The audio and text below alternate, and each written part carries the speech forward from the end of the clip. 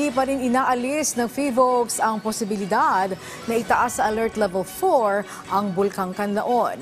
Ito'y sa harap pa rin ng mataas na aktibidad ng bulkan kung saan sa magdamag ay umabot sa 5 ang naitalang pagbubuga ng abo ng bulkan.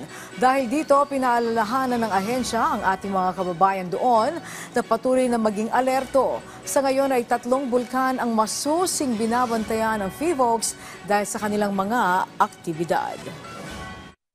The possibility that this will be raised to alert level 4 is always there. Ang mga tinitingnan natin parameters ay ang pagdami ng volcanic earthquakes, pagtaas ng sulfur dioxide o di kaya biglang pagbaba nito. Kasi kapag biglang bumaba ito, ibig sabihin may masarahan ng kanyang conduit. And mas delikado ito kasi pwede itong magkaroon ng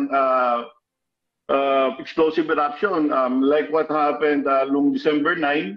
Prior to December 9, biglang bumagsak yung sulfur dioxide niya, naging from around 7,000, biglang nag 1,699 tons per day. So ibig sabihin, hindi makalabas yung sulfur dioxide, may nakabara. And because of overpressurization, kaya po ito sumabog.